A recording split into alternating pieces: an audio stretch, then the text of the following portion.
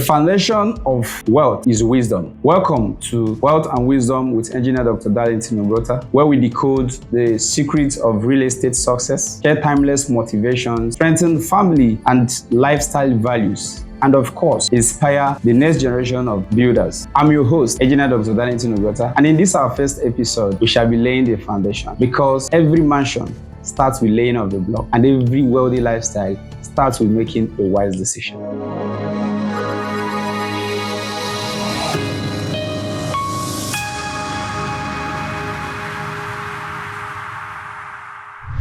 So, what is wealth? Wealth is not about the money you have in your bank account. Wealth is the total value of your resources, your opportunities, and your well-being. True wealth consists of financial wealth, intellectual wealth, relational wealth, even time wealth. Let me bring it home.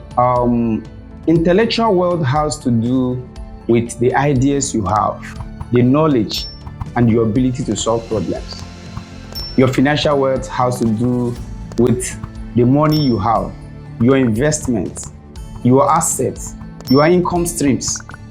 Your relational wealth has to do with the quality relationship you have built, your net worth, your connections. Your time wealth has to do with the freedom, to do whatever you want to do with your time. We equally have health wealth, and that has to do with your physical and mental well-being. True wealth is not about the money you have in your account. It is about the decisions you make. The decisions you make is the product of your mindset. And so, for example, you go to Facebook, you see Facebook will normally ask, what is on your mind? By the time you share any post about what is on your mind, it means that people can actually say, or write things about you based on your post, because you're telling them what is on your mind. So your mind controls the decisions you make, and the decisions you make now shape your destiny. The relationship you build, the real estate investment you make, the habits you cultivate, all of these things are products of decisions that you make. Wealth responds to decisions rather than emotions or wishes. I want to make it clear that wealth is not always by luck. Wealth is a product of consistent, intentional, and well-informed decision. I remember when I finished my NYSC sometime in 2016, and I came to Abuja. I submitted my CV just like every young person would do. They called me for interviews in so many places, and of course, while we were waiting, they never called us to resume.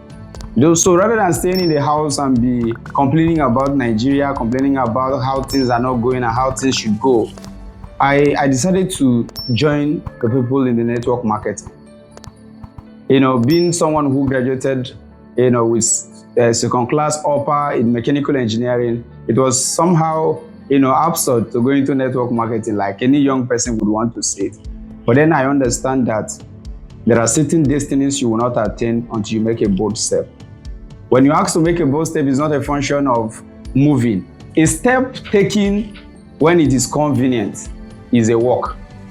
But a step taken when it is not convenient is a bold step.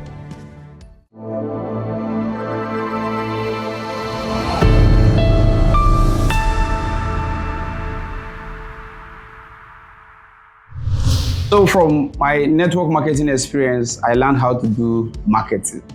And then most of the times I'll post things on the Facebook, I'll meet people on the road, I tell them about my network marketing business, and most persons will accept to join and some other persons will say no. I want you to know that rejection is part of the business.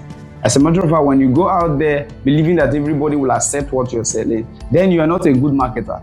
A good marketer prepares his mind, to accept whatever response you get. By the way, they know it's also part of the response and it's part of the business. So this thing strengthened me until I decided, so this is where this decision is, to go into real estate.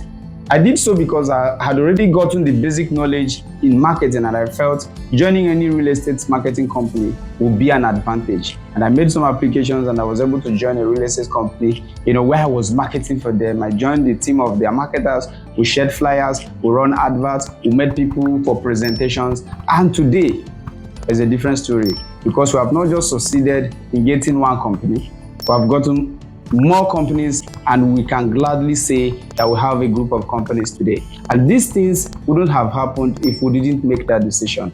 I have come to realize that there are certain destinies you can never attain until you move out of this your comfort zone.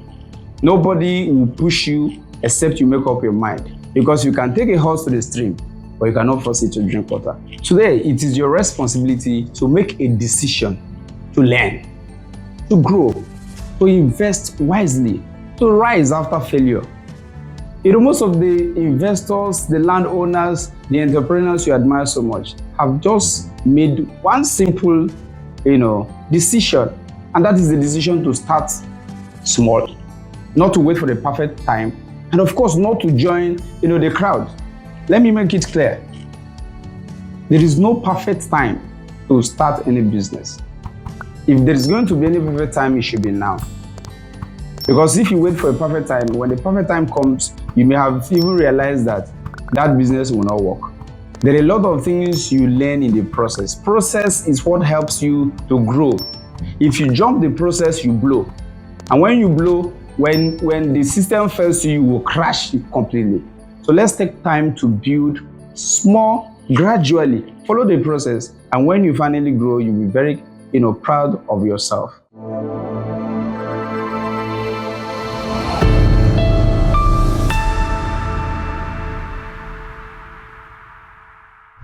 These and more are the things you'll be expecting on this podcast. I am your host, Engineer Dr. Darlington Ugota, and this is Wealth and Wisdom Podcast, where insight meets prosperity.